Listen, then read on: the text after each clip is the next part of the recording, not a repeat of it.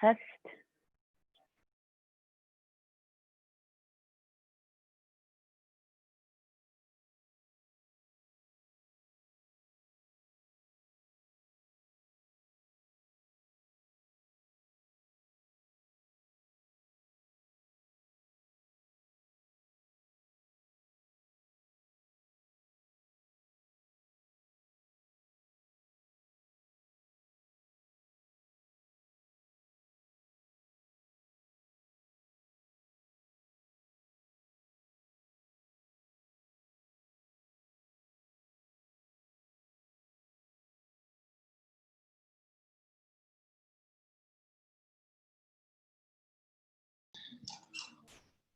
All right, welcome everyone. Before we begin, a quick roll call. Opening government.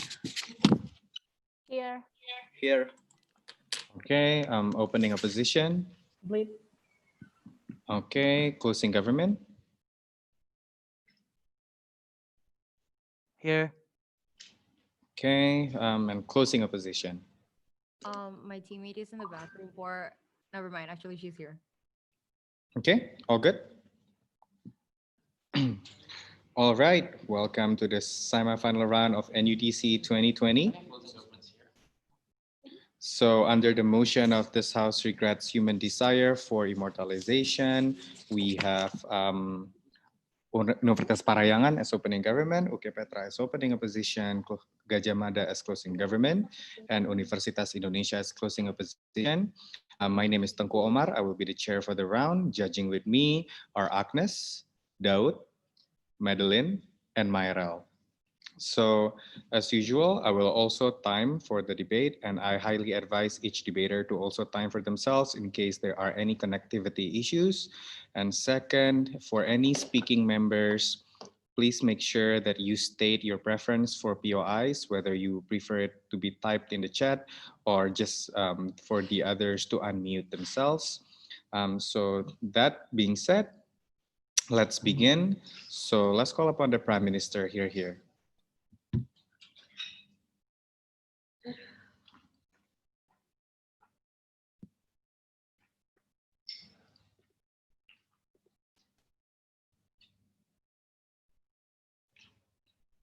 Hello, am I audible? Yes, you are. Okay. For those of you who wish to give POIs, please do so through chat. Thank you. Okay.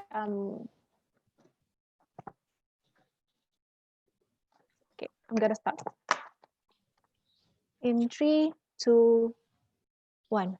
Mr. Speaker, the word you have to contextualize for this debate is the world that people tells you, the world tells you that the moment the world remembers you, your life is precious. That's a significant parameter of success, and that's why immortalization is very important for in order for you to have the to have, right? This is talking about the world where your life is only precious in the limited capacity of our memory, that your name is written in the history textbook, that your name is on the Los Angeles Wall of Fame, for example. This is the parameter of success that exists in the status quo.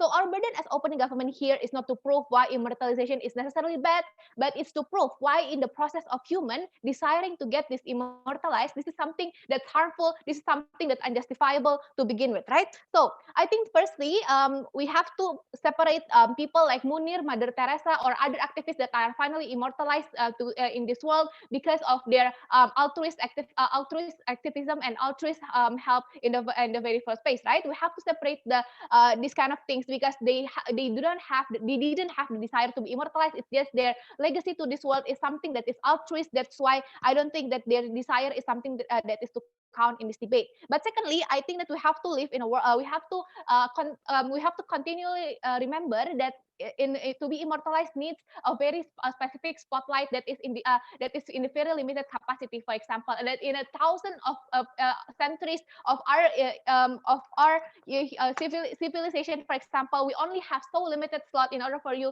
to remember certain names from the very first place. So okay. So I'm going to talk about two things in my speech. Why is this something that's going to be inaccessible? Secondly, I'm going to talk about why in the world where this desire doesn't exist, the world is going to be significantly better for everyone else, right? So let's go to the first thing about the immortalization and why is this something that's bad. I think that the desire to be immortalized exists because humans are so uncertain about what there is, what exists after the death in itself, right? That's why we want to work as hard as we can in order for us to be remembered, in order for us to have legacy from the very first place. Secondly, I think that considering that we live in a world where the capacity to be immortalized is very limited because we cannot remember a million people in a year, for example, I think that the spotlight tends you, push you to be selfish and to be individualistic, right? Because the moment that you are going to pursue these kind of things, I think that you have to be very shining as politicians, for example. You always craft a strategy in order for you to be remembered, in order for you to have in order for you to outshine the others. I think that this is inherently individualistic in nature. I'm going to take a POI from opening opposition. Thank you. So what about the immortalization of the person by not necessarily all of society, but parts of society? I think that this is not an analysis of the ends. I think that we are to analyze the means of a person in order for them to be immortalized, because I think that what we analyze here is the process of, is the desire for the immortalized. So I don't understand the importance on whether a certain significant portion or a very minority immortalize this kind of person.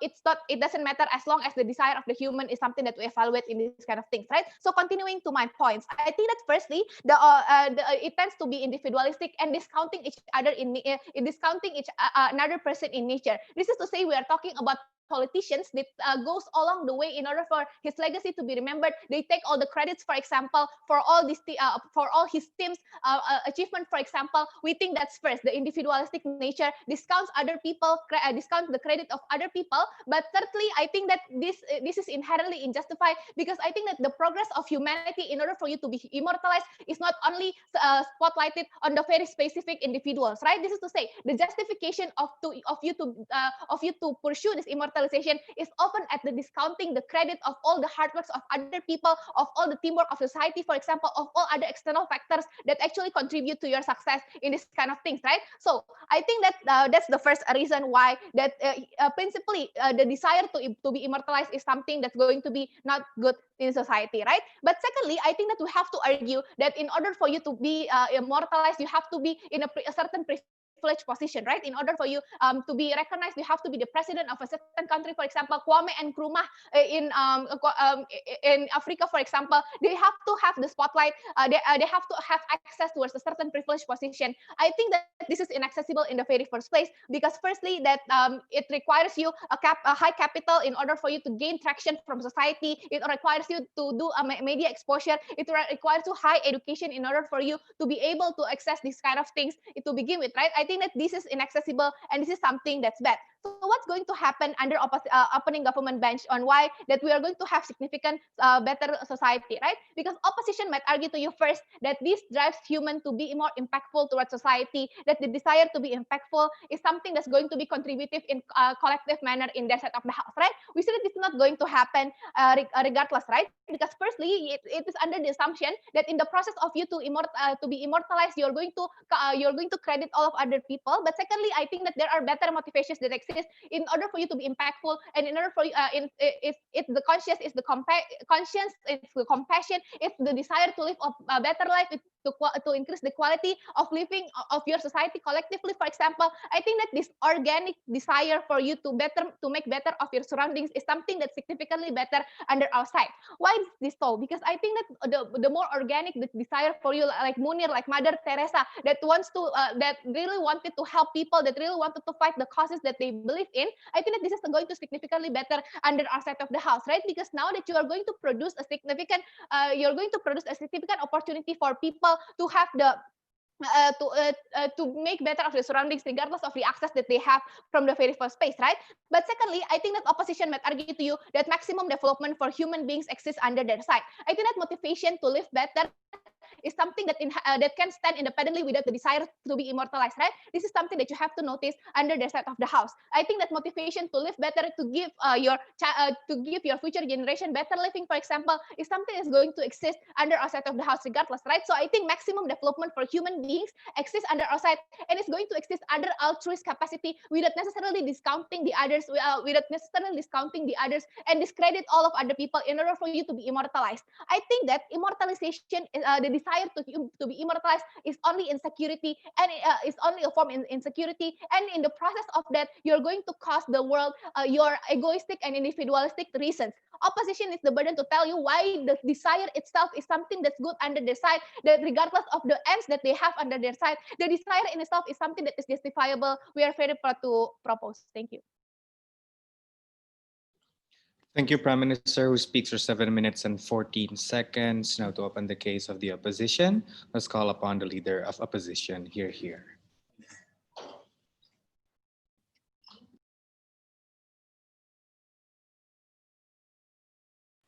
Am I audible? Yes, you are.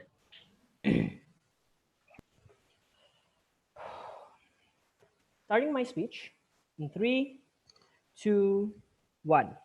Two important clarifications in this debate. One, this is a philosophical-based debate, right? That means this should be measured on whether or not the desire for immortalization is inherently right or wrong for the main actor in this debate. And the main actor in this debate is society as a whole, human beings, humanity, what have you, right? So one other important clarification is the nature of immortalization. The context slide clearly tells us that immortalization refers to wanting your consciousness and mark to live on forever. But what does this look like in status quo? What is this innate desire for immortalization that exists all across the spectrum of humanity as we see it today, right? It's wanting your consciousness, the memory of you to live on in other people. You want, when you pass away, when you pass on to whatever is next after this earth, you want people to remember your consciousness. You want to be remembered. You want your life to have meaning, to matter, to pass yourself on in terms of like other people remembering you. Sort of like the movie Coco, basically, right? And the mark to live forever refers to basically referring to how you want to have a significant impact on society, right? But an important thing to distinguish in this debate is that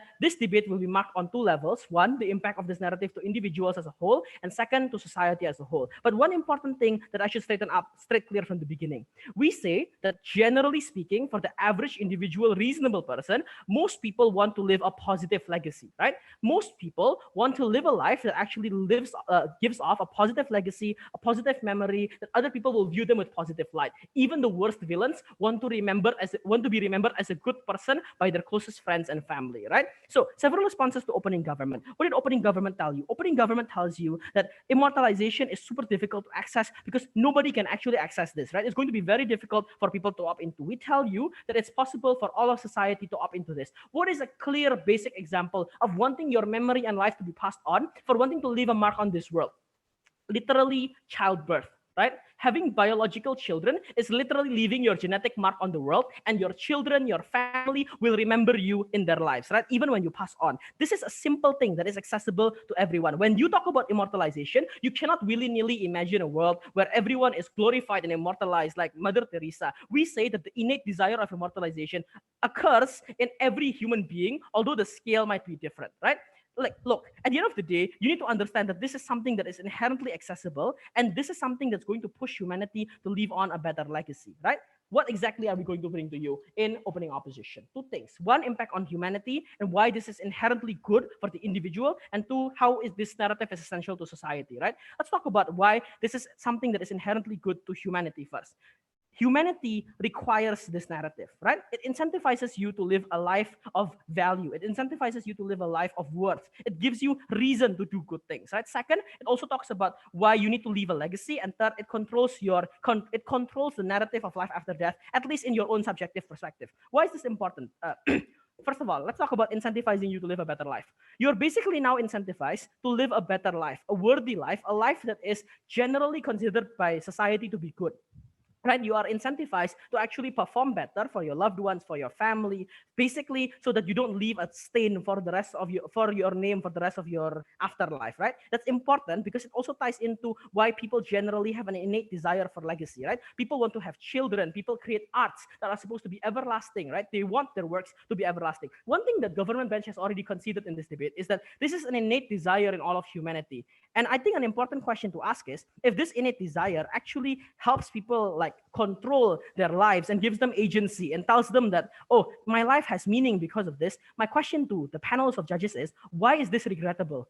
If this is something that makes us human, if this is something that is an inherent and innate characterization or nature of humanity, why is this so regrettable, right? This is what differentiates us from animals, from plants, from every other different species. Humanity is only humanity because we have this innate desire for immortalization. Everyone already concedes this. That means immortalization is an inherent and innate desire of humanity, right? If everyone has this innate desire, and without this, people will feel empty because everything will lose its meaning. Why is that likely? Because if you have no incentive to leave a mark, if you have no incentive to live like any form of legacy, etc., you will only live for yourself and you will only live for today. There will literally be no relevance to anything because one thing that no bench can promise is actual immortality, right? Everyone dies at the end of the day. Why is your life meaningful if you're going to die at the end of the day unless you can actually leave something for this world? After your death, your life will have an impact, your life will matter. And that's something that we feel is exclusive under opening opposition. But why is this also important to society, right? Because without this desire, sustainability is damaged, a coping mechanism is removed for all of society,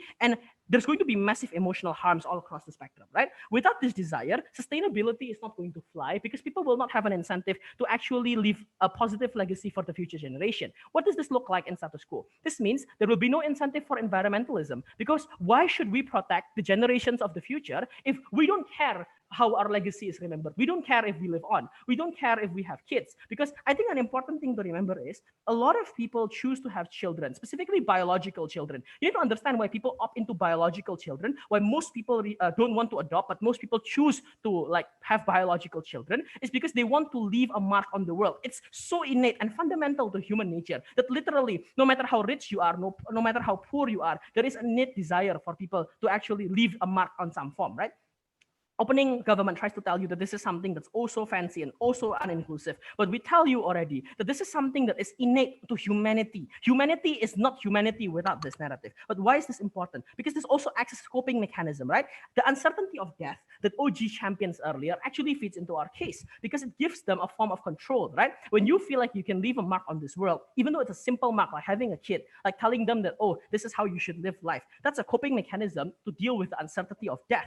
And third, which is also quite important in this debate, is that when your consciousness lives on in other people, or when you believe that your consciousness lives on in other people also believe that the consciousness of those who have passed live on in them. And it makes them feel like people who have departed are not permanently gone. And those people are still around, those people are still with them. And the emotional scars is not as bad as it would be under opening government side. Without this, society will collapse. Perhaps not necessarily structurally, although we already explained to you why that is likely because of the lack of sustainability, but humanity, inherent humanity, who we are as individuals are definitely going to collapse. Because imagine a world without your innate desire to have kids. Imagine a world without your innate desire to leave a positive legacy. Imagine a world where you don't have to, basically you only live for today, for yourself, and for all the benefits that come to yourself. Imagine that world. Why is that world a significantly better world? Opening opposition champions the status quo, a world where we don't have to regret what makes us human, because we simply say in opening opposition, to desire immortalization is what makes us human, and we should not regret this at all. Very proud to oppose.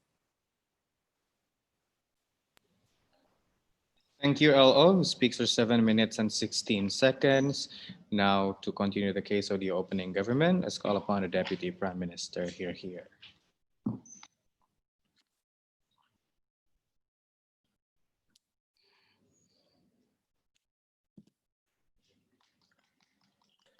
Tes. Oke.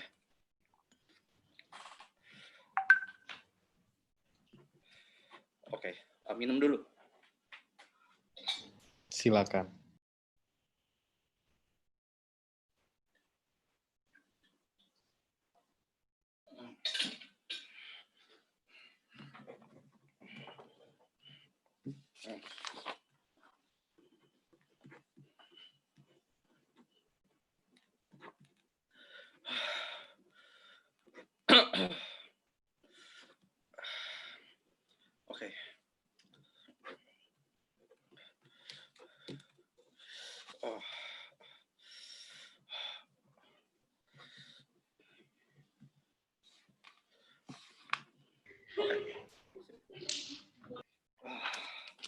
Verbal POI or through chat?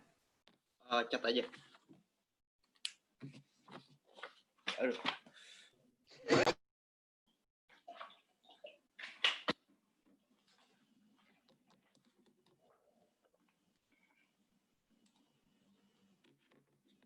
Okay.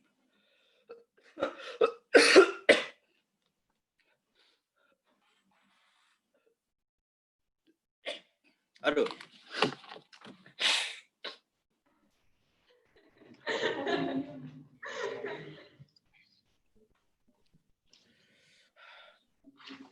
Anytime you're ready, sir. 3, 2, 1.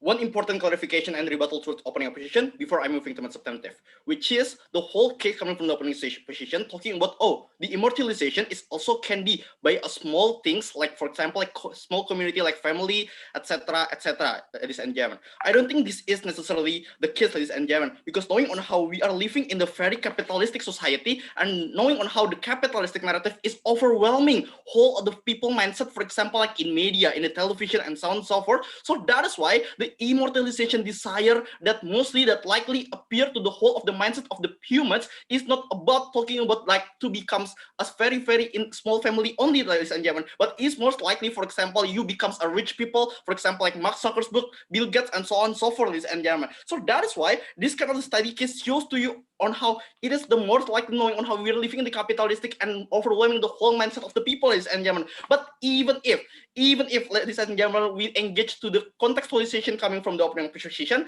talking about small community like family, etc., we think it's still right. It's thing in order for you, for example, you need to be a great child. You need to be outstanding anywhere, ladies and gentlemen. You need to be a very great child at the end of the day, in which it is inaccessible for some child anywhere, ladies and gentlemen. For example, in order for you to become an immortalization child, you need to be, to enter UI, UGM, or UK Petra, ladies and gentlemen. For some people, for some underprivileged people, it is inaccessible because they have a limitation of capability, ladies and gentlemen. So that is why the case of opening opposition is less and less likely, ladies and gentlemen. That shows to you on how the point of the prime minister talking about the accessibility and so on and so forth, it still stands anyway, knowing on how we're living in the capitalistic, even if not, it's still demanding you to be outstanding and to be something that you cannot in some extent, ladies and gentlemen. So two things that I would like to explain in my speech, ladies and gentlemen. Number one, I'm going to talk about why this kind of the narrative is very oppressive, and number two, I'm going to talk about the next implications, the world without this kind of the narrative at the end of the day. So going to the first one, talking about why this kind of narrative is very oppressive. The moment you want to become to be immortalized, you need to be really outstanding, because knowing on how it is the capitalistic standard that already overwhelming your mindset. For example, such as you need to be a very rich man, rich businessman. For example, like Jeff Bezos, or for example, you need to win a Nobel prizes. You need to become a very great politician like Jokowi, ladies and gentlemen. So that is why for some people it's still inaccessible. What the harms of this? Number one, accessibility, in which it is only accessible for the privileged people, for the ones who have money, for the ones who have the capability by birth lottery, ladies and gentlemen. So that is why it is not accessible for the people, for the poor people and the underprivileged. At the end of the day, they cannot access it at all. But the problem is, it is already the success parameter in this kind of the capitalistic society, especially on her knowing on the capitalistic society right now is already overwhelming the whole mindset of the society. That is why it is not inaccessible at all, ladies and gentlemen. And that's why it is not only discounting for some people, it's not only inaccessible, but it is discounting the process of the life for the people who cannot access it at the end of the day, because they cannot be included. They will be oppressed by this kind of the narrative. So that is why this kind of the narrative is very oppressive. So from beginning, ladies and gentlemen. Second harms, let's talking about something to become more practical, because Prime Minister already told you it is the narrative in which emphasizing to the individual stage, knowing on how we're living, for example, on how the spotlight is very limited. So that's why it creates the narrative in which you becomes to make moms more and more individualistic and more egoistic, ladies and gentlemen. Just for disclaimer, we do not say individualistic and egoistic will completely erase under opening government, but at least notice on how the immortalization desire is one of the great catalysts in order for you to become more and more individualistic and to become more and more egoistic at the end of the day. So that is why we say it is harmful. And what the harmful of this? Before this, POI from all. Yeah, thank you. But here's the thing. We've already explained to you why immortalization is accessible by everyone, even the poor, because they have children and they want biological I've children. told you, This is proof of we are immortalization. living in a capitalistic standard, so that is why the most likely is the narrative that already explained by Prime Minister. It is not valid at all. So going to my harms, ladies and gentlemen, the moment it makes you the desire that you want to be success like that, it will legalize every way in order for you to achieve that kind of thing, ladies and gentlemen. For example, like the political dynasty in which you want to be, your name is to be remembered, and then you make the political dynasty. So that's why no one can have chance to become a politician at the end of the day, ladies and gentlemen. Second example, for example, like Maria Sharapova, they want to be remembered as the best tennis player in the world. So that is why they use doping, something that's not legal at the end of the day, ladies and gentlemen. It shows to you, it gets directly the case coming from the opening opposition, because opening opposition said, oh, the legacy must be a good legacy, because everyone want the good legacy from begin with, ladies and gentlemen.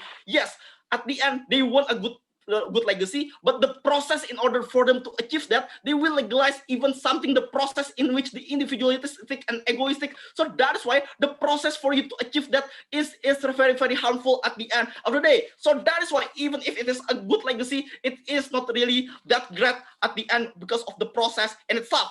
Second substantive, I'm going to explain about world without this kind of narrative, because it's also directly negate the whole case coming from the opening opposition about good legacy at the end. Because they say, oh, this kind of the desire will give incentive for the people to be, for example, to do things, a good things, for example, like to be environmentalist, activists, and so on and so forth. We say this kind of premise is very dismissive with the Prime Minister, because Prime Minister already told you, without this kind of the desire, it will be a great motivation under our side of the house. What kind of the motivation under our side of the house? For example, on how the motivation, for example, for the conscience, the compassion for the better future, the compassion for our human being, ladies and gentlemen. It shows to you the great impact that coming opening opposition it also can be exist under our side of the house as well, because knowing on how it will be also shape the people also want to do the good things in itself, ladies and gentlemen. That is why under our side of the house, it will be a good motivation.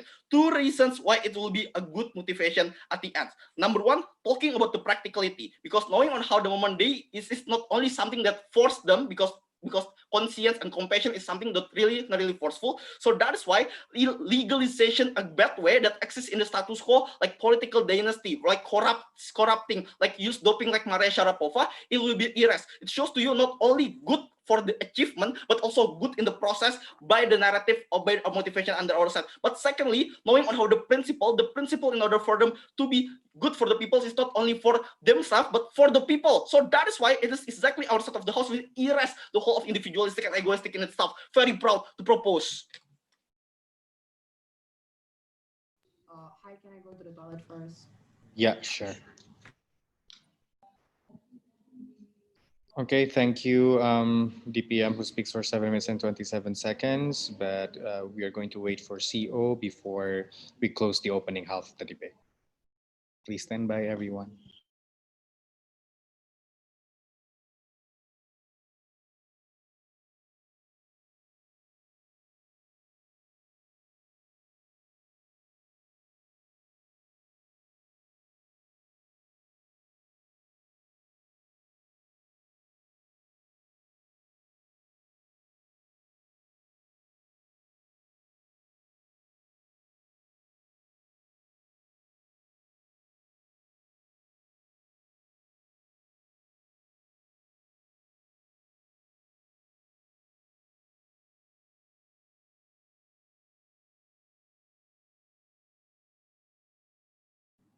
Yeah, CO is complete again.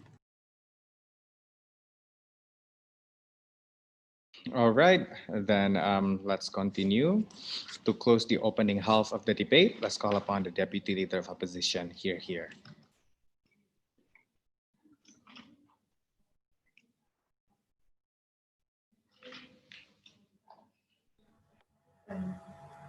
Am I audible? Yes, you are. Starting my POI through chat, please. Thank you. I will open the chat. Starting my speech in 3, 2, 1.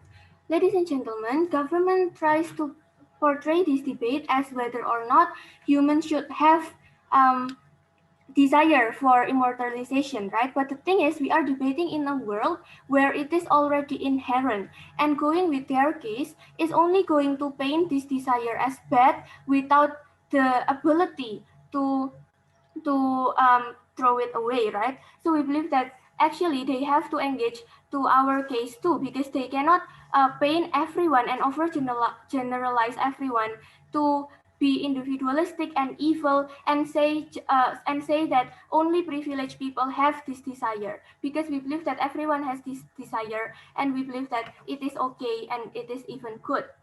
All of my further rebuttals will be integrated in my speech.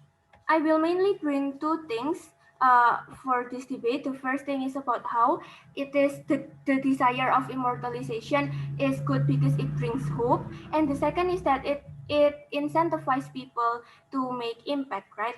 So first thing first, why do we believe that this desire will bring hope? Because it can act as a coping mechanism for precisely the underprivileged people that they always talk about, right? Because let's try to analyze their characterization. When people are very poor and they don't have any abilities and whatsoever, they lose the birth lottery whatsoever, there will be no coping mechanism for them to go on with their life, because they will feel like this is their only chance and they already got bad birth lottery, so they will feel like they don't have any incentive to go on whatsoever, because everything will be for nothing, right? But compare it in our world where people have this desire. They know that what matters is not only what happens in our current time, but also in the future. So even if you have bad luck in this time, for example, you can still make good impact for the future generation. So we believe that it will give them hope. But before continuing, Ochi. First, how do you think that poor people can access to be immortalized? And second, I think that your characterization of immortalization is unfair because, the standard is already high in the status Okay, quo. my first speaker has explained to you about how immortalization does not always have to be grand things. It does not have to be something as huge as your name being in history books or your name being on the billboard whatsoever, because we know that since it is inherent, it means that it is not limited to grand things. Human beings just want to matter regardless of the ways to matter, right? So each person will have different interpretation of immortalization that they want, because not everyone will aim for billboard. For example, if you are a shy introvert, for example, you don't want your face to be on like huge billboard whatsoever, but you want to leave a legacy for your debate juniors, for example, or your families. So we believe that it's unfair for OG to characterize and overgeneralize everyone definition of immortalization, when my first speaker has already explained to you it can be something as simple as having children, right? They never engage to this. So firstly, what kind of immortalization that we envision? We envision a world where people want their impact to live on. It means that when you have problems, the way you face that problems, or the way you comfort your friends, or the good things that you do, people desire for these little things to matter in the long run. So we believe that it is actually very accessible for everyone. But continuing, this will also be a good coping mechanism because it is long term. So for example, if someone got COVID-19, or they are sick, or they are depressed, or they have a lot of failure, we believe that this will give hope for them, because this immortalization will tell them that it's not only the current result that is important, but also the process, because everything will stay and linger, right? But secondly, why is this argument important? Because the world currently is very bad and imperfect and unfair, like what they stated, right? That's why we need something to drive us forward. Because if we only have organic motivation, like what they say, only in this time, it won't be effective because we know that our time is very limited while the problems are so many and you will never be able to solve everything. That's why when you die, everything that you did will be for nothing. Compare it under our status quo. When you have this desire to immortalization, you know that what you do matter because it stays and it leaves mark for the future generation to continue.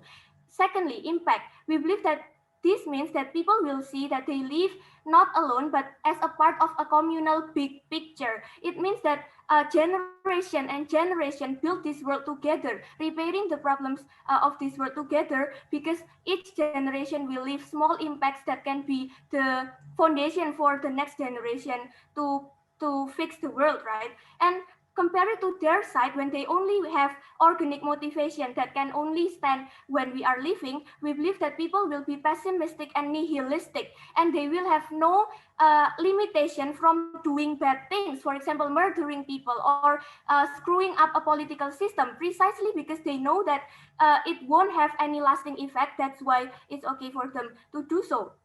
We believe that their concern about how people will be individualistic and people will take extreme measures like doping whatsoever will not happen under our side, because we will still have law, we will still have rules, we will still have counterbalance mechanism for people to keep control of one another, right? That's why we believe that people will not go to extreme measures, but they will define the definition of immortalization by themselves. And if they want to fight for it really hard, we believe that it is okay, because like what my first speaker stated, it's a part of being human. Also, we believe that this is dangerous because then the poor people or the most vulnerable actor will have no coping mechanism and will have no insurance on what their life worth. They will feel like their life is worthless because their current condition is bad. We believe that this desire is okay, is good, because it can act as inspiration and strength for people to go on, because we have strength from looking at history, right? Because we cannot predict the future and our present situation are usually not good. That's why we can draw strength from history, and seeing the mark from previous generations, seeing the immortalization will give us strength and hope, and that will act as a drive for us to not be nihilistic or pessimistic, because we know that the process or little things that we do matters. So even if the overall result is bad, you still have hope to be immortalized, and that's why we are very proud to oppose. Thank you, Deputy Leader of Opposition, who speaks for 7 minutes and 13 seconds. Yeah, one of the judge is in need to go to the restroom, so let's wait for her. Thank you.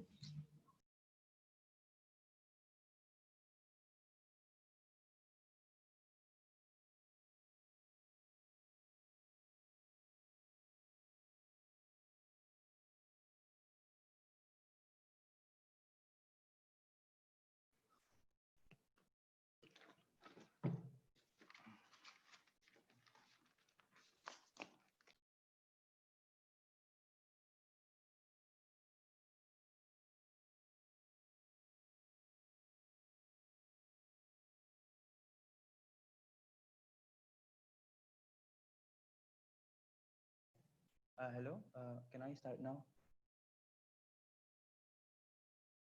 Test, test. Am I audible? Should I wait for someone? Verbal Wait for a POI. moment. We still wait for one of the adjudicator that Okay, went sure. in the restroom. CG, verbal POI or chat? Through chat, please. Sebentar ya, CG.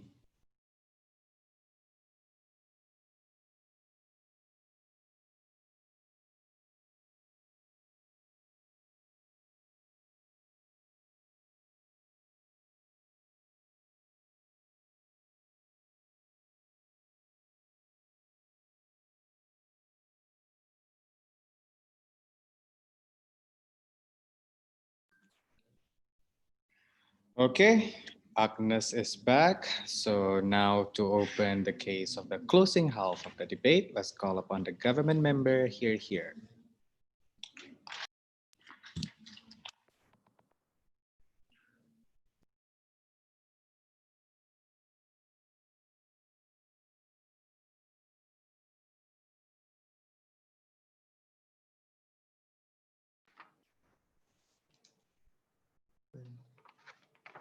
Okay, I'm gonna start my speech in 3, 2, 1. Wait, before that, I'm sorry. I have not set my timer.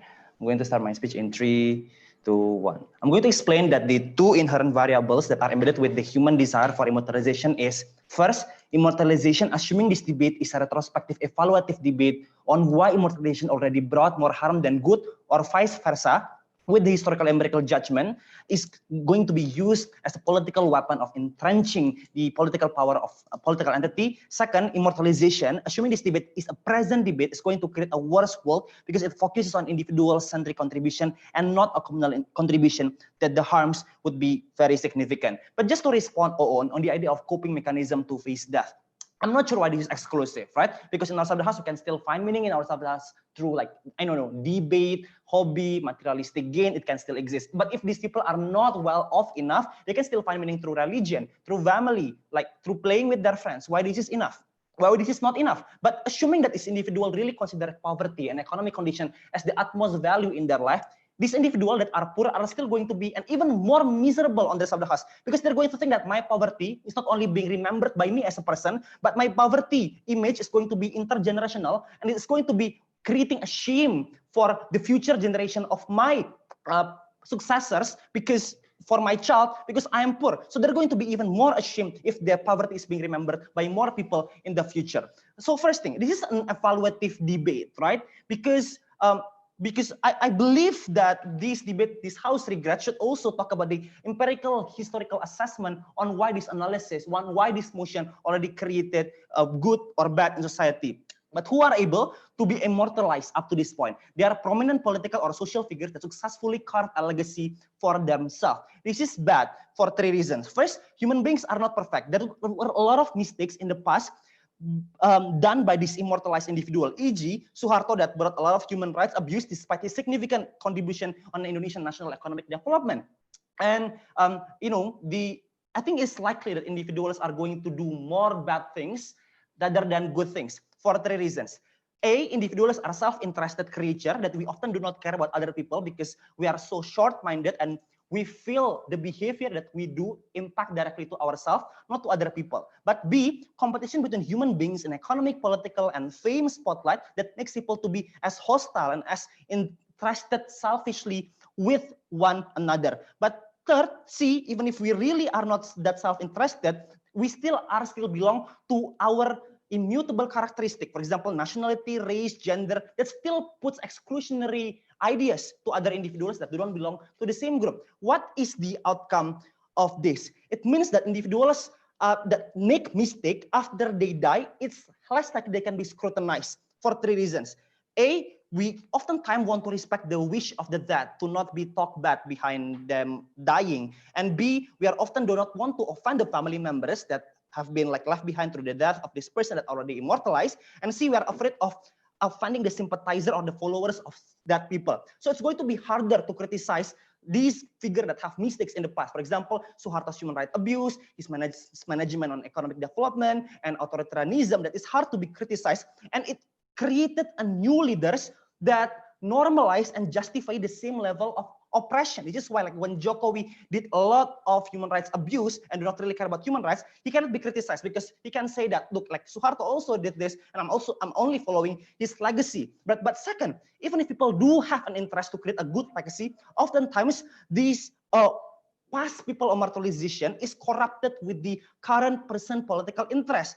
Who can control the value and price of immortalization is still a prominent incumbent political figure. This is why, even though Nelson Mandela was a really good person that fought for the anti-apartheid policy, but his party, African National Congress, currently allowed the rise of Jacob Zuma that have a lot of corruption, mismanagement, and minority oppression to be immune, because he can say that you shouldn't criticize me and African National Congress, because if you criticize me, you criticize the mandate and the sanctity and the spirit of Nelson Mandela, harder to be criticized. But lastly, I think that most of the times the immortalization of past people that live through Constitution, Pancasila, Founding Fathers, principles and precedents is a product of old white heterosexual well-off individuals that oftentimes exclusionary towards minority groups such as women, African American. And it's going to be hard to criticize and challenge and reinterpret the constitution that already created by this immortalized individual because we're afraid of offending and of violating the sanctity of this immortalization. So that is going to be bad. The conclusion is this in retrospective debate already created a lot of harms to minority that couldn't access this immortalization, but also it prevents people from putting the structures that in politics into account. Regardless of individual are good or bad that are immortalized, it still brings worse in humanity. But second, what if this debate is about like present debate and impact on the future? I want to discuss the case of opening opposition that people need to have a child to access the benefit of immortalization. It's accessible. You can only have child. It is not really that simple because you know, OG has currently pointed out that there is still hierarchy that people want to pursue when they want to be immortalized. So it's not going to be accessible for everyone. But I think the case of accessibility of opening government is also not going to be that important because poor people are still going to be fucked up by capitalism, social structure, income inequality in both sides of the house. OG never proved how if there is no immortalization, these poor people could suddenly be having economic equality on opening government. So we're going to structurally explain it will make individual are going to be like more self-interested in our side of the house. That's the most important benefit into this debate because individuals are more likely when they become mortalized, they will be as individual centric as possible because they want to remember as someone that can create legacy. And individuals are less likely to remember communal contribution because individuals relate more into personified story. So they become more related into individual unique story. But second context is, I think individual-centric contribution are more likely to exist in our side, in their side of the house because people, you know, people want to compete to be remembered because people have limited memory. I don't want Akbar to be remembered by the future generation because there is possibility that when people remember Akbar, people don't remember me because people have limited memory. This already responds towards the argument about opening opposition that there is still hierarchy and people could not just simply redefine the argument of this individual centric. But when people become individual centric, I think it's going to create so many worse side of humanity. It's going to create more income inequality because people are less likely to redistribute the wealth. People are more likely to be polarized in political discussion, could not find a middle ground because people want to be as dictative as possible to other people. The harm is not only on the individual level, but also on the societal level because of the income inequality and political polarization on their side of the house. Thank you, government member who speaks for 7 minutes and 25 seconds. Now to open the case of the closing opposition, let's call upon the opposition member here. Am I audible? Yes, you are. Okay. If you have POIs, please unmute yourself. Thank you.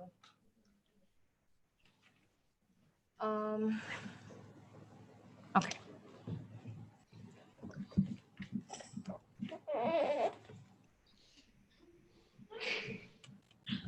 Starting my speech in 3, 2, 1. Panel, first of all, let's throw opening government out of this debate because immortalization doesn't come in such an inaccessible parameter like being remembered by a million people. But when you are remembered by your close circles forever, your memories live on. And that is the kind of immortalization that most people desire for. So that's the actor that we have to talk about in this debate. Second of all, opening opposition also cannot go above our team because the benefit they want to champion is not always accessible. Leaving a good legacy is oftentimes only accessible for privileged people. You need to have a good economic condition to be able to have a healthy biological children. You need to be well educated to create memorable art in society. What closing opposition wants is much more accessible. Why immortalization can come only from people you care about. It doesn't have to come from you being a productive member of society, and why that is good. So what kind of immortalization do we want, right? When you are remembered by at least one person for the lives that you live, and they will miss you after you die and recall your memories years after you die, we think that is already an immortalization that is successfully reach. The form of human desire for immortalization is you spending time with people you love, creating memories because you're afraid of oblivion, because you're afraid of people forgetting you, and that's why you want to spend as much memories as possible before your time of death, right? Before moving on to my extension, I'm going to talk about several rebuttals. No, thank you. First of all, the closing government talks about how this is bad because people will be more ashamed when they're poor and they die because they will be remembered for their poverty. This is not true because the culture of immortalization in society is that in the status quo, people collectively acknowledge that immortalization is important once people have passed, right? The remembering people's memories are sacred, that people have annual gatherings to remember their death, that people still celebrate people's birthday after they die, and they post good memories in social media, right? That means people tend to remember the good things in life, and people generally find it disrespectful to remember the bad things of people around you once they die. But this brings me nicely to my next rebuttal about about closing government's argument about how it's harder to criticize powerful figures because you have to respect people's death.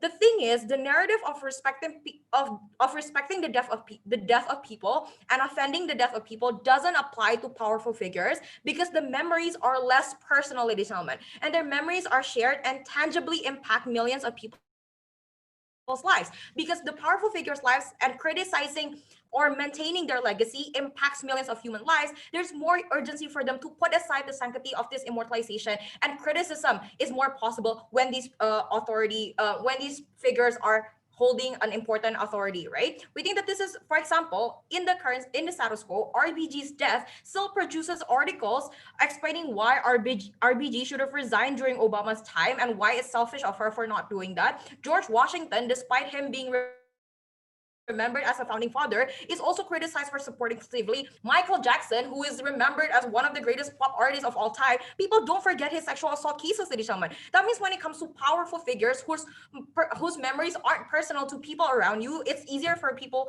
to criticize them, and that's why we don't think the case from closing government can stand. Now I'm going to talk about the exclusive case coming from closing opposition, why immortalization is the only coping mechanism against death, and why this is very important for everyone, because death is severely feared for by people. No opening opposition, you cannot take this argument. It's not something that opening opposition has brought, right? Death is a scary thing for everyone. People go to extreme lengths to avoid death. We're talking about extremely impoverished people who would be willing to do the dirtiest, lowest job, even going as far as adopting a criminal lifestyle so that they don't die of hunger. We're also talking about regular people who try to be as rich as possible, to be as healthy as possible, because they're so scared of a short life, right? We think every layer of society is afraid of death, and they have anxiety thinking about the day that they die one day. Why? Because of three things. First of all, because they're afraid of pain, right? We never know how death is going to come. They're afraid that when they lose their last breath, it's going to be very painful. Maybe they're crushed by a car, maybe they burn under fire. People are obviously very paranoid about the way they die.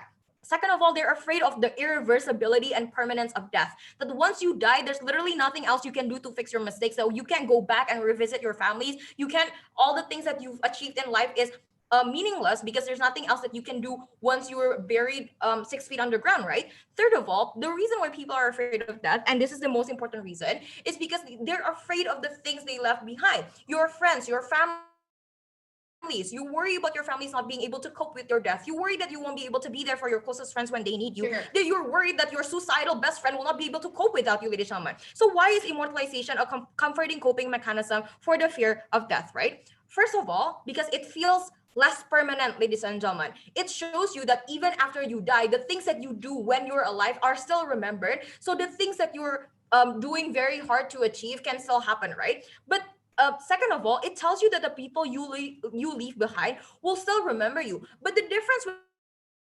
opening opposition, because they're so keen on taking our argument, it's not about legacy, right? It's not about your productivity in the society. It's about the memories that you leave behind, ladies and gentlemen. And the function of immortalization is not so that you become a more productive member of society. It's not so that you can expect everyone to be a good person. No, it's just so that you don't have to live through the anxiety every day awaiting your death because you're going to be burned in a fire one day. You don't have to anxiously wait for one day when you die, ladies and gentlemen. So third of all, the reason why immortalization of a comforting coping mechanism is it is indiscriminate. Even if you are poor and you can't create anything worth mentioning in the general society, you can't have kids like the opening opposition said, you can't create good art, you can't create good policies, you will have at least one person who will remember you after you die, your parents, your friends, your caretaker, and it comforts you when you have to die. But why is this the most important thing in this debate? Two reasons. First of all, because the benefit of coping with death is exclusive from immortalization.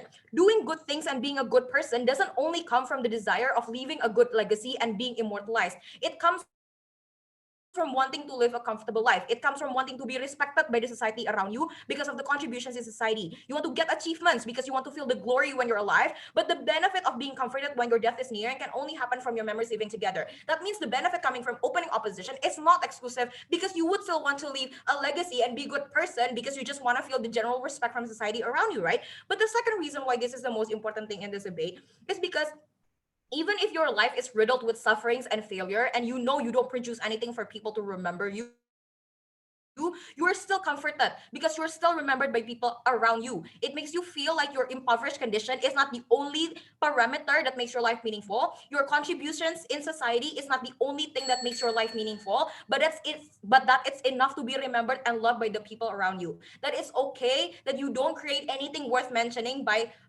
the public. It's okay that you don't have riches for people to remember you. As long as you spend a good memory with your family, with your friends, then it is already enough to live a meaningful life. And that's why we beg to oppose. Thank you, opposition member, who speaks for 7 minutes and 22 seconds. Now to close the case of the government bench, let's call upon the government whip here.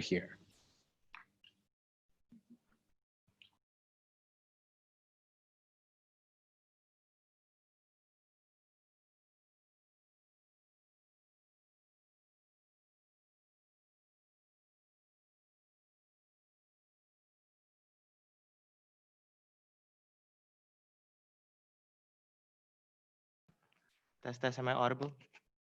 Yes, you are.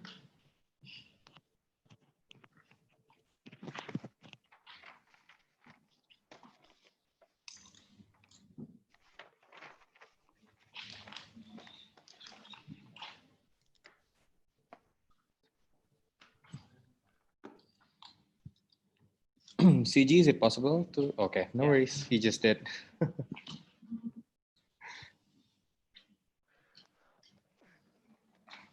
I'm going to start my speech in 3, 2, 1. I'm going to talk about 3 things in my speech. Firstly, I'm going to engage OO's coping mechanisms about death, and along the way, I'm going to engage CO's similar contribution of it. Second, I'm going to place my extension about the retrospective harm about this, like how it's hard to criticize this immortalized individual that create a bigger impact on society. And lastly, why then it will create a worse off world in the future, right? So firstly, let's engage to OO's coping mechanism and a similar argument from CO about that. They say that the people need to cope up because they're necessary of life and death. So they need this particular thing to feel okay. Firstly, this argument is relying on accessibility of this immortalization, right? OG's mistake is that they just assume that it has to be big without giving a structural reasons as to why it's true. Let me do that for them. Immortalization has to be big and has to be that much because you need to have because immortalization is identical with a long-term thing. So if only small people or small group of friends that you have, at best in 2 or 3 years you will be forgotten and you will not be immortalized, ladies and gentlemen. So it has to have a decade of effect or even centuries of effect. So you have to do that thing that's so hard to be achieved at the end of the day. The example of this is Noe, right? Probably like batch 2018, 2019, 2020 don't know Noe after 4 years of his debating career.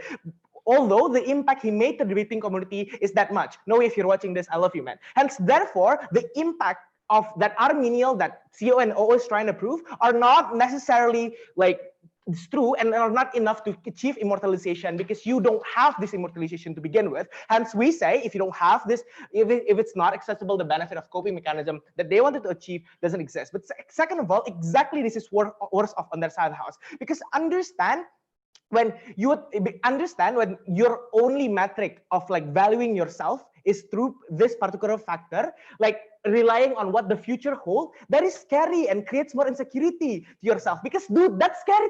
It's so scary to think what future holds for you because it's never certain and you're going to overthink and overthink and overthink, and the sense of tranquility whatsoever they want to have in opposition side of the house doesn't exist, right? So it will be worse off because you force people to do this and to have this as the only mechanism to cope up. But exactly will be better on our side of the house. Why? Because we would say that your life exists at this current moment and it's okay to be who you are. You don't have to care what the future holds whatsoever. This thing brings more peace because it will be manifest. It will be like it will according to your own standard, because what you did right now will be like meaningful, irrespective of what people say, irrespective of if people remember you. This is exactly why the way that people cope up with the sadness and uncertainty of this cruel damn world that we live in, it's better on our side of the house. But then CO comes in and say that no, people will live a better life if they feel like what they do is meaningful, because they will eventually accept death better that way. First of all, no, right? Because the way that people will value themselves is by the people who remember what they do.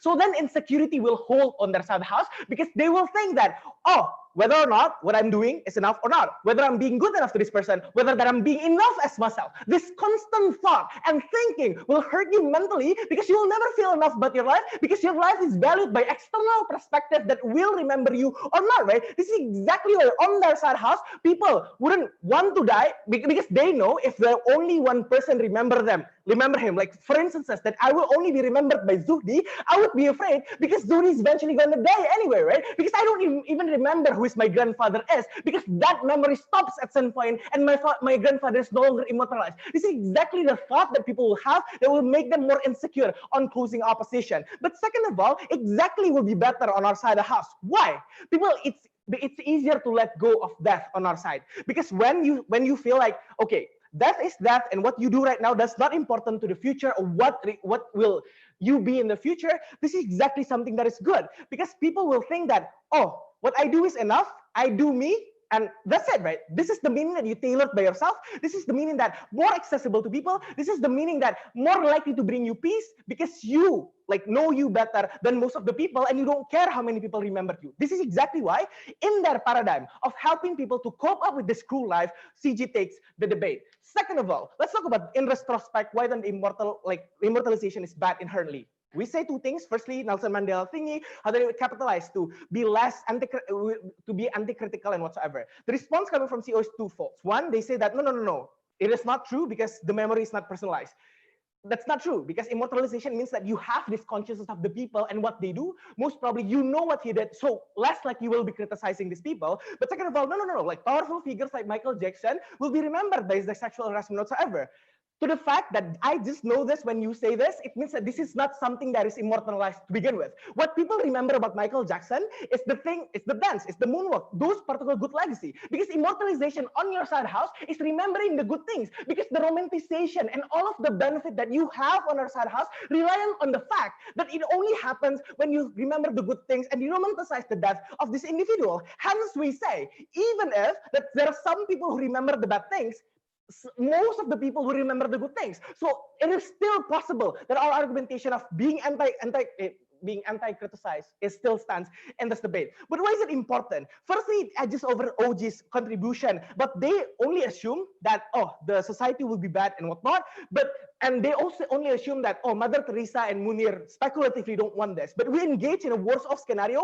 What if that these people who do good things are like the immortalization do good things, rather than it is still bad anyway? But second of all, it edges OOs on a comparative of world that they desire, an ideal world which is developing and whatsoever. We say it cannot happen because structural problems exist because of that. But why then this is very important, right? Because understand, even if immortalization could cause good things on their side house, these small specific harms that we say overweigh the benefit of innovation, overweigh the benefit of anything that you want to achieve on their side house, because it creates a structural problems that cancel out one, innovation, that cancel out the big things or the happy things that people have, because people living in a structural discrimination whatsoever, because they have no control over the governmental system whatsoever on the side house. So therefore this is important. But lastly, whether an individual centric world is bad, because understand, people are less likely to redistribute wealth. They hoard wealth because that's the only way for them to gain power, political dominance, to be remembered by all of the people existing. This is why we say that it is bad to have individual-centric world. But second of all, there will be a political polarization in the discussion of itself. It will harm like those small people on the ground and whatnot. This is important because exactly the livelihood, like the benefit of having this, of making these people living in a tranquil life, rely on the fact that the structure of world that we live in right now are good in and of itself. Exactly when we've proven to you why then the world will be bad in the future, the benefit of individual benefit that they offer to you cannot stand, because they're still living in a cruel world that are not inevitable. The only way to help them is to erase this, and to get this, we're very proud to propose.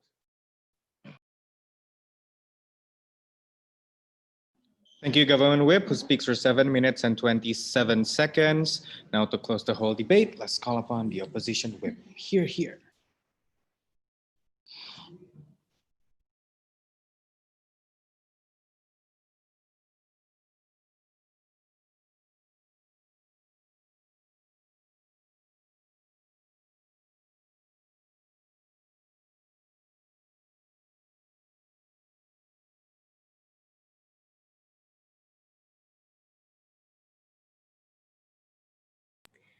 Hi, am I audible? Yes, you are. Okay.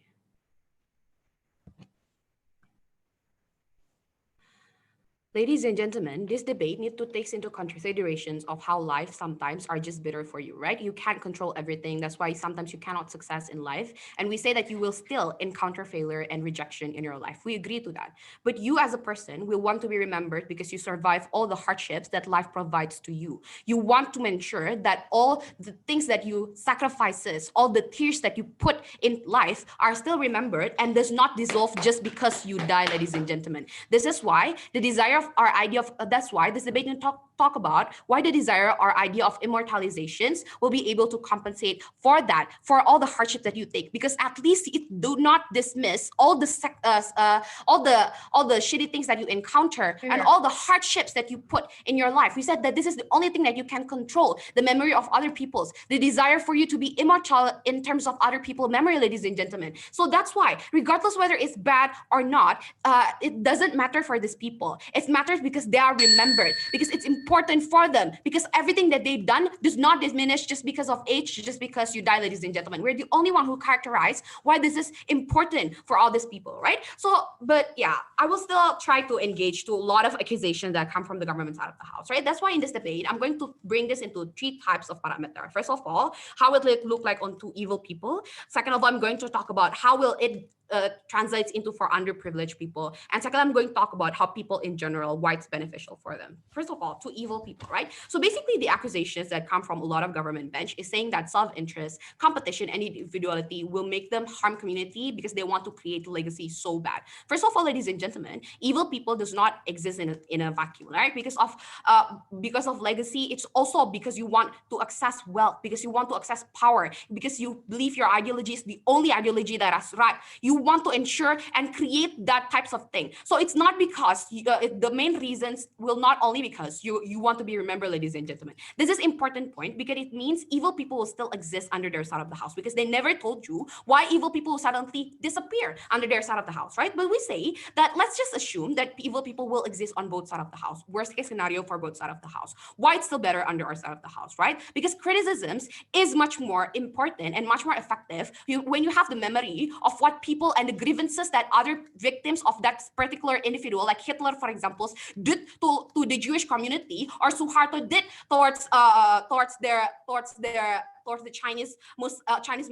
Chinese people as minority in Indonesia.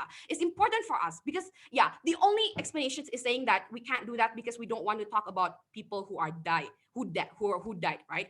But we talk about dead people all the time. We talk about bad people all the time, regardless they're dead or not. We talk about Hitler, we talk about Suharto. It's within our interest of voters, for example, when they vote for Prabowo, for example. This is in fact, thanks to CG, is the importance of remembering all the individuals to ensure that you will interview victims of injustice. It's beneficial for the community of minority is because of that. And important for a lot of community because you remember all the harms that comes from individualistic means. It's bad, and you are able to because it's fresh in your memory. It's important for us to address that. So that's why criticism will be much more efficient under our side of the house. In comparison, under their side of the house, people would not remember. Most likely, it's going to dismiss over time, and they will not understand why Hitler is so bad. They become dismissed the problem of slavery, for example, because they don't think that it exists under their side of the house. So it's harder for you to maintain counterbalance under their side of the house. But second of all, talking about towards underprivileged people, right? This is the jargons that really thrown a lot by government because they told you that you can't access this. We're going to talk about accessibility under their side of the house. They want to go so big in order for people to remember remember you. But first of all, that statement rely on the parameter of being remembered or staying in people memory, right? The moment we told you, relying on people memory, it's not about you doing a lot of great things, but about your kindness, for example, your smile, of how you uplift people around you, of how your energy light up the house, for example. We said that people are realistic, ladies and gentlemen. When you set goals, for example, you understand that you are poor, you understand that you live in a slum area, for example. You can't just expect your legacy to be a millionaire, and we think that is fine because people understand it's a realistic goal for them, ladies and gentlemen. In a world where you cannot climb social ladder, for example, because life sucks, at least your mark are from the fact that people remember your kindness, your smile, and your affection, ladies and gentlemen. We said that the only response from CG is saying, what if the legacy are bad? We said that even if they're bad legacy because you're poor and you're ashamed of that, at least people can, you understand that it becomes meaningful for you because you see your your relative, for example, would not want to be poor again, understand the grievances and how it's so bad for you when you're poor. So they are motivated not to be poor again. This is the only exclusive narrative comes from CG because none of them explain why then when you're poor, even the OO does not engage as why in the Moscow scenario in which you cannot fight for environment, you can't fight for being politicians, it's still good for you because you give life lessons to people who remember you, ladies and gentlemen. And it's important for these people because they feel meaningful, because that's the only representation that can exist under their self the house the moment they can be poor, for example. Yeah, this is missing from opening opposition case, right? But lastly, talking about people in general, why it's important for people when to have a memory, to be remembered, right? First of all, ladies and gentlemen, they deserve it, right? Because they survive life with all the rejection, like you getting brokenhearted, for example, when you broke up, when you fail in exams, when you get how you get back, for example, when you bounce back from all the circumstances that thrown you as a human being, you are a survivor. You are a survivor, and all these hard works aren't dismissed when you're dying. That thing motivates other people to continue live their life even if they have hardships, ladies and gentlemen. We said that people deserve to do this because we say that it's the only thing that maintains happiness when you die, when you understand there's nothing else you can do. At the very least, all your grievances, all your hard work are not forgettable, ladies and gentlemen. You feel secure that people won't leave, people won't forget about you. You feel secure that people will still maintain their understanding will still do well even with the loss of you because you are being remembered by people around you, right? We say that this coping mechanisms of other people around you and why you feel uplifted from that comes only from closing government because you're the only one who analyzed upon that, right? But lastly, talking about how in our side of the house, you will never feel enough with yourself. We understand that this problem harm will exist because honestly, both sides will achieve that. You will never feel enough upon yourself.